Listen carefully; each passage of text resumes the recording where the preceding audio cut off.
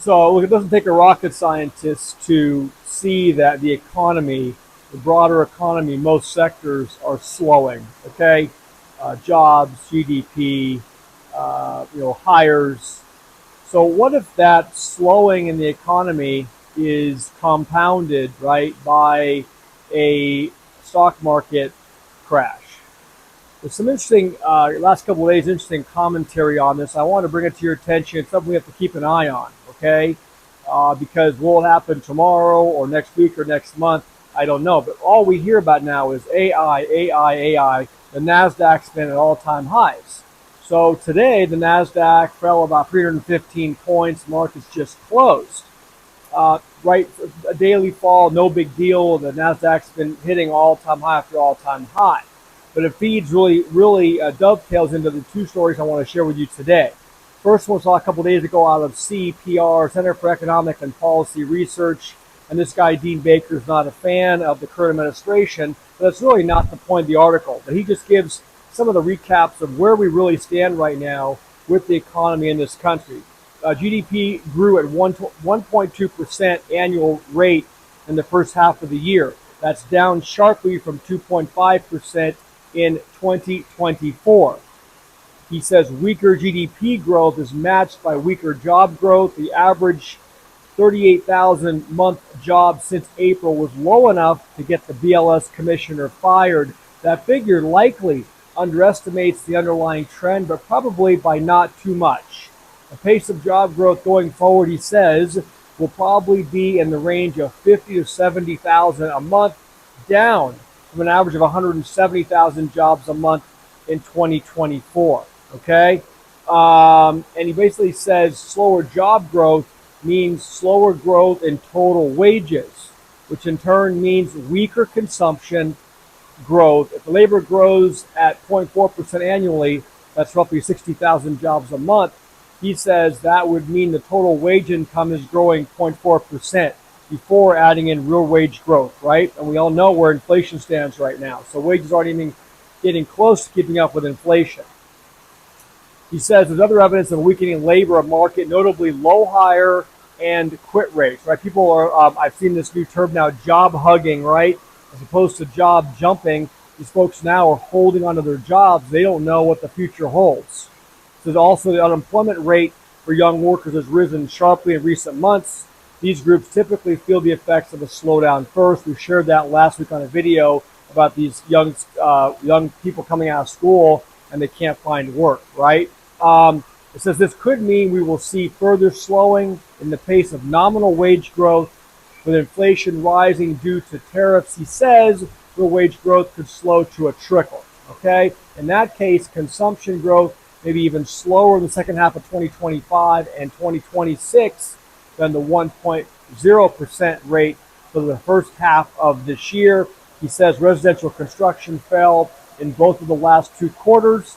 I shared that on a video yesterday about the new home buyers just can't sell units no matter what they do. So he says, the tongue-in-cheek, he says that's the positive story for 2025 and 2026. But suppose an AI-driven stock bubble bursts.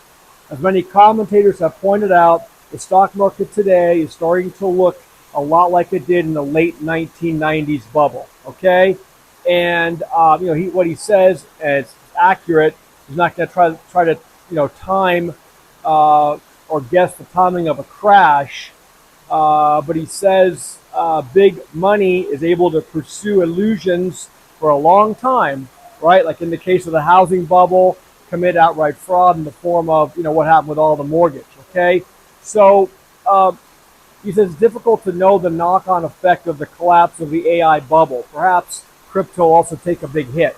So I saw yesterday Sam Altman, right, from ChatGPT, or not ChatGPT, but OpenAI. He's out, and this is on CNBC, I think 2 days ago, and he says AI bubble forming is industry spending splurges or surges, okay?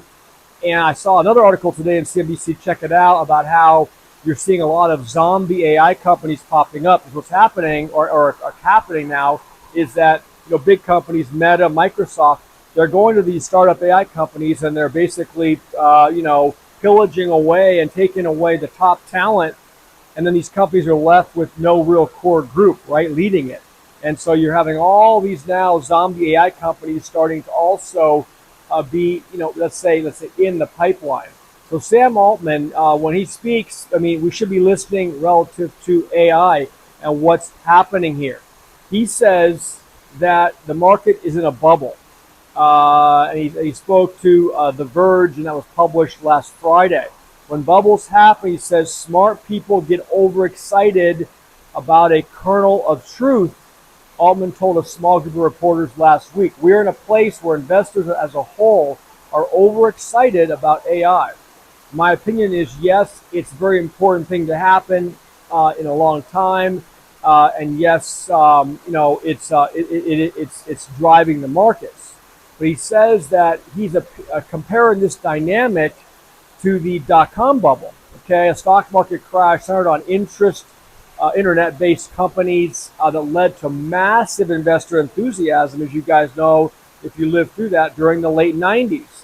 But listen to this, between March of 2000 and October 2002, the Nasdaq lost 80% of its value after many of the companies failed to generate revenues or profits, right? So think about my comment just now about all these zombie AI companies out there, right, that are taking in venture capital and money.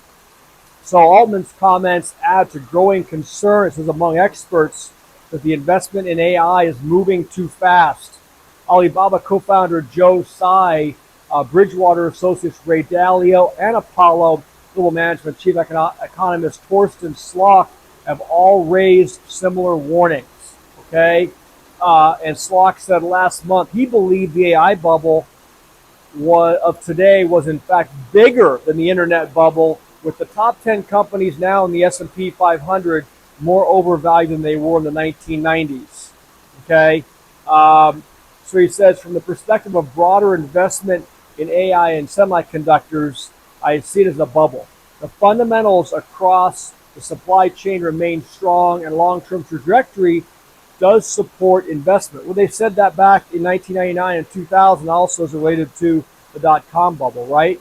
But there's increasing amount of speculative capital chasing companies with weaker fundamentals and only perceived potential, which create pockets of overvaluation. Again, you've got the big companies now. They can't take majority stakes in these companies, as I understand it, because of SEC guidelines. So they're going in, they're taking minority stakes, like a Meta will go in and buy, 48% of the company, and then they'll basically take all the top talent. You hear a month later, they've fired, 75% of the company, and they've taken the talent over to the larger businesses. So this is something we need to be aware of, because what they're saying is if there was a massive, let's say, crash in the stock market, or let's say a blowing up of the AI bubble, that would wipe trillions of dollars right from the stock market. Okay, think back to how many people lost massive amounts of money in the late 90s, early 2000s. I had a friend of mine lost $6 million because he was chasing the hype in the dot-com bubble, never got that money back. Okay, so we have broader sectors weakening, like I just shared with you from the first article. If that becomes compounded by a bursting of the AI bubble in the stock market, and we know a compounding housing crisis in this country, job crisis in this country, inflation problem in this country, all I'm saying is everybody needs to be aware of this, paying attention. So I'm about 3 hours behind you guys on West Coast time, 6 hours behind you if you're on the East Coast. We're in Kauai for about 10 days if you didn't hear yesterday. Trying to get videos uploaded different times of the day to share. Anyway, this AI story and how it's going to impact the markets, I think, is a big one. I'll keep bringing you stuff as I see it on this, but tuck it away, okay? Because it doesn't, even if you say, well, I'm not invested in the Nasdaq or not invested in AI stock, doesn't matter. If these bubbles start to burst, this trickles down through all sectors. It's trillions of dollars invested in the markets, a lot of money, and so everybody becomes affected by that. More layoffs, okay, all that kind of stuff. Thanks, guys, for watching, commenting. If you like the video, please give me a like on the video, and please subscribe to the channel. With that being said, I'll talk to all of you soon. Bye.